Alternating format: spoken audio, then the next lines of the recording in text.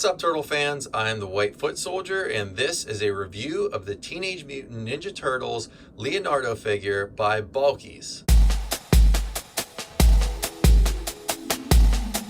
Now, these figures are huge. These are big vinyl figures, and we can see that I had to zoom back pretty far to get the full box and figure in the frame. So let's have a look at the box itself and some of the artwork. If we look on the front, we get the Bulkyz logo. We get some really cool little designs here. We get Ooze, Leo's katanas, says Leonardo there, some pizza, turtle power, the sewers, the figure itself, just obviously, in a smaller form. Down here we get a design by Foon Wong. And in the bottom left-hand corner, we get Nickelodeon, of course, and Big Bad Toys on the top. And if we actually just bring this down forward, we can see that we get the head of Splinter. So as I mentioned in my previous reviews, if you know anything about these figures, each one of these comes with one piece of Splinter, and you put them together, and it's just limited to 500. So these are the deluxe versions that come with those, and we will put the Splinter together after we review Raphael after this. So as we can see, the head, it's highlighted. We know what part comes in there. Same kind of design on top. We do get a little window on the top as well.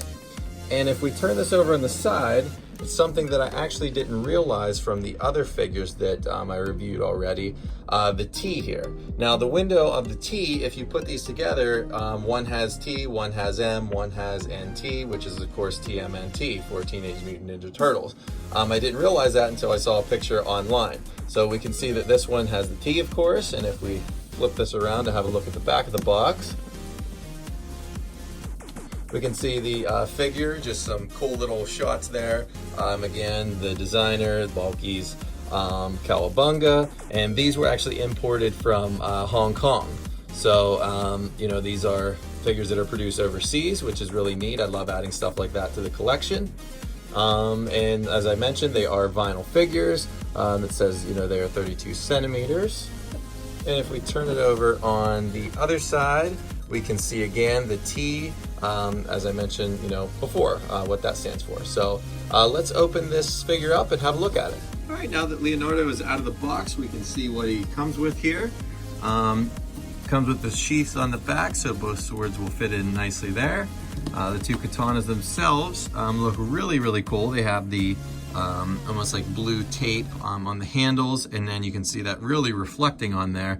Now these aren't metal. They look like they are, but they're painted almost like in a chrome paint, which is really cool. It adds a neat thing to that. It just the appearance of it looks really cool, even obviously since it's not real metal, but it looks awesome. I love how they did that.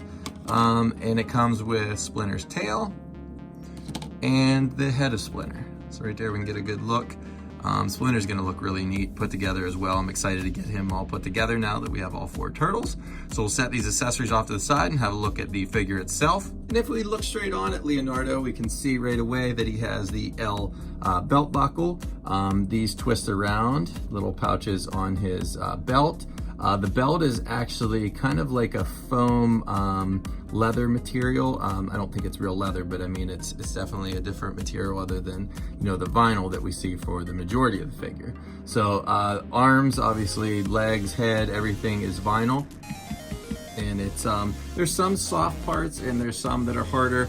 Of course, these are more of a mean looking turtle, which I think is a really neat take on them. We can see the bandana has kind of a different shade of blue, same with the wristbands, or the wrist tape I mean, and the knee pads.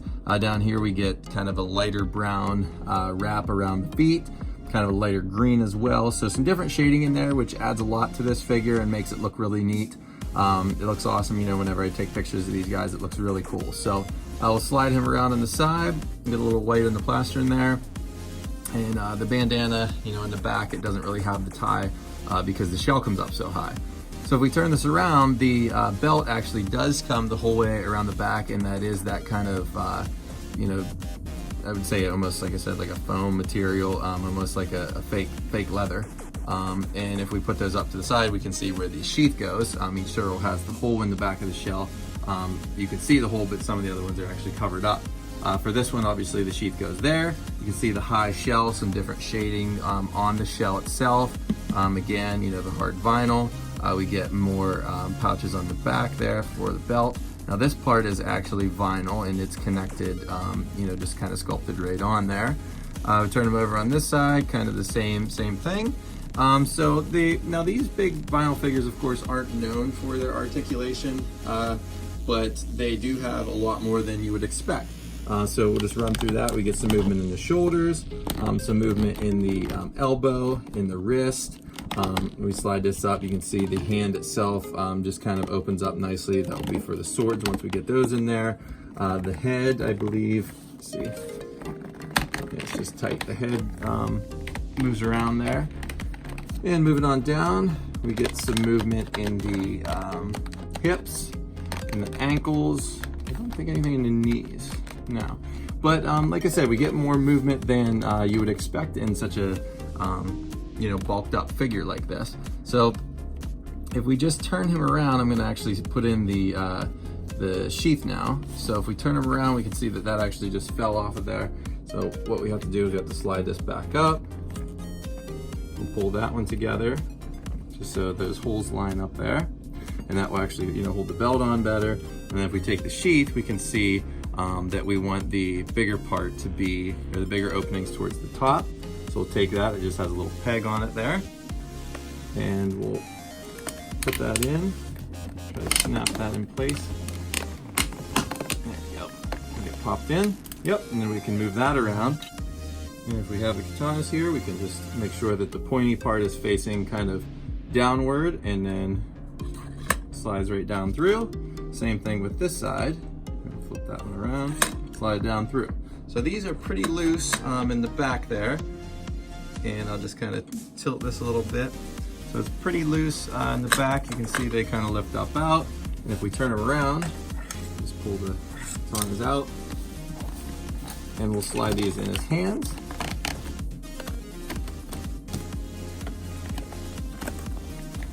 And he looks pretty awesome. I mean, these things are really cool. I wish I had more space to display them right now. I really don't have much space, but we can do some neat poses with the katanas. We can, you know, have one kind of raised up and one, you know, a little bit down there across his belly. So these, again, they look really neat with the glossy, you know, paint. They look really realistic. So yeah, so that's Leonardo Bulkyz.